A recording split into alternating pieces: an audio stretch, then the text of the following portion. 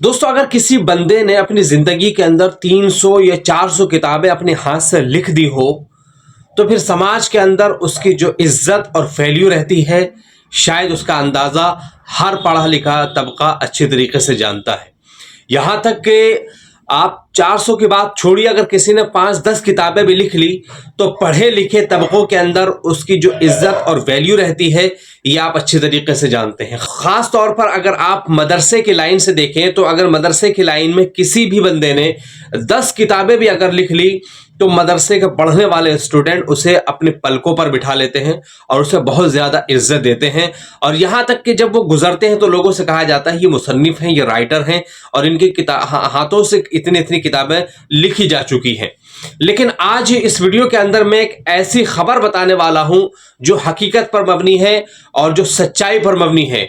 खबर पिछले दिनों सोशल मीडिया पर भी गर्दिश कर रही थी, तो उसके बाद फिर मैंने उस खबर की तहकीक की तो पता चला कि खबर सच है।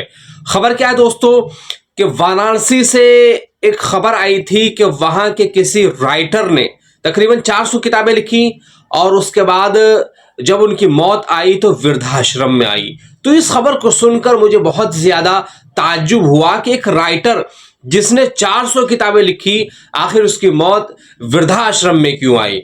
और दूसरी चौंका देने वाली खबर यह भी थी कि उसकी मौत के वक्त, यानी उसके अंतिम संस्कार के वक्त, उसके परिवार का एक बंदा भी वहां मौजूद नहीं था।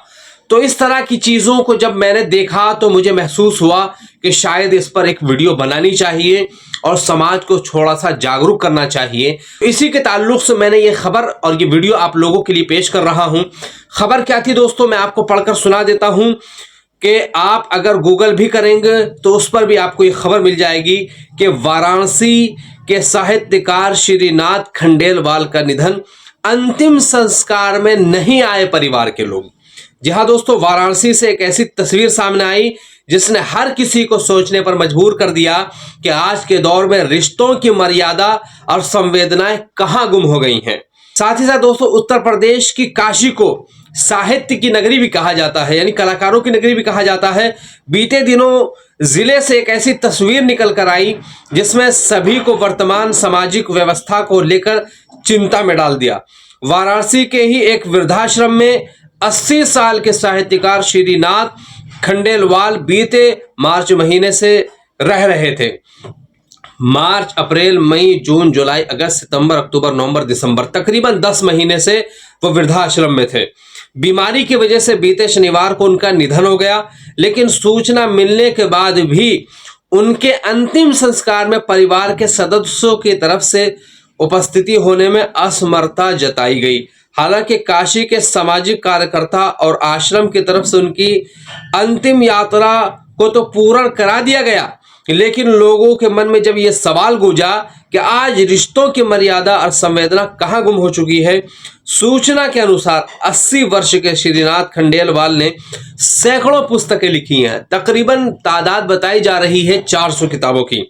शनिवार के दिन वाराणसी के एक निजी अस्पताल में निमोनिया और किडनी की समस्या से उनकी मौत हो गई, लेकिन उनकी मृत्यु ने समाज के सामने कई सवाल खड़े कर दिए। वो धन वैभव से पूरी तरह संपन्न होते हुए भी, यानी माल और जायदाद के एतबार से ठीक ठाक होने के बावजूद, वाराणसी के सारनाथ हीरा मनपुर स्थित एक वृद्धाश्रम में रह रहे थे। और इनकी मृत्यु के बाद जब इनके परिवार वालों को इनकी जानकारी दी गई तो परिवार के लोगों ने आने पर असमर्थता जताई। उसके बाद वृद्धाश्रम के लोगों और काशी के समाज सेवक अमन कबीर की ओर से श्री खंडेलवाल को मोहन घाट पर अंतिम संस्कार दिया गया।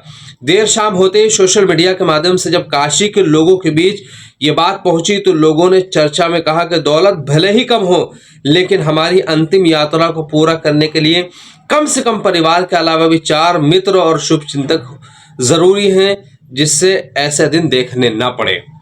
तो दोस्तों, आपने खबर पढ़ ली, समझ भी लिया, तो इसमें मुझे एक चीज बहुत ज्यादा महसूस हुई, वो ये कि आम तौर पर हम और आप अपने बच्चों की तालीम पर बहुत ज्यादा तवज्जो देते हैं कि उन्हें पढ़ाया जाए ताकि वो आगे चलकर कुछ बड़ा करें।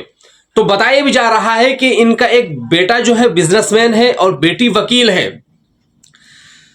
समझ रहे, पढ़ाने लिखाने से बेटा बिजनेसमैन बन गया, बेटी वकील बन गई, लेकिन जो चीज छूटी है वो चीज हमारे और आपके लिए बहुत जरूरी है, जो कि इस वीडियो के माध्यम से आप तक पहुंचाने की कोशिश कर रहा हूं और चाह रहा हूं कि आप भी उस चीज पर तवज्जो जरूर दीजिएगा। देखिए, पढ़ाई लिखाई इंसान के लिए जरूरी है। पढ़ाई लिखाई से इंसान के अंदर नॉलेज आता है और समझ और बूझ आती है, लेकिन साथ ही साथ दोस्तों हमारे यहाँ कहा जाता है, यानी आमतौर पर हमारी उर्दू की भाषा में, कि बच्चों की तरबियत इंतहाई जरूरी है।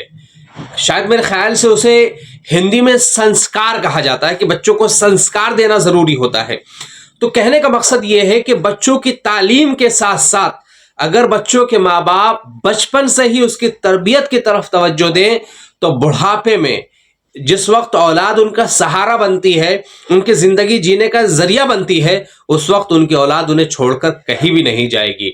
तो दोस्तों, इस वीडियो के जरिए से आपको यही कहना था कि अगर आपके यहाँ कोई बच्चा है तो उसे तालीम भरपूर जरूर दिलवाइए, लेकिन साथ ही साथ उसको उसकी तरबियत की तरफ आप जरूर तवज्जो दीजिए, वरना हाल यही होगा जैसा कि इनके साथ हुआ है। इतने बड़े मुसन्निफ, इतने बड़े राइटर हैं, 400 किताबें इन्होंने लिखी है और साथ ही साथ इनकी किताबें फ्लिपकार्ट और अमेजोन पर खूब बिकती हैं, लेकिन उसके बाद जब मौत का वक्त आया तो इस तरह की चीज़ें सामने आई जो बहुत ज़्यादा झकझोर देने वाली थी। तो दोस्तों, कहने का मकसद ये है कि आप अपने बच्चों को तालीम तो दिलवाइए ही दिलवाइए, लेकिन साथ साथ अपने बच्चों के संस्कार की तरफ और अपने बच्चों की तरबियत की तरफ खुसूसी तवज्जो दीजिए, ताकि वो बुढ़ापे में और समाज के अंदर भी वो आपकी इज्जत का जरिया बने।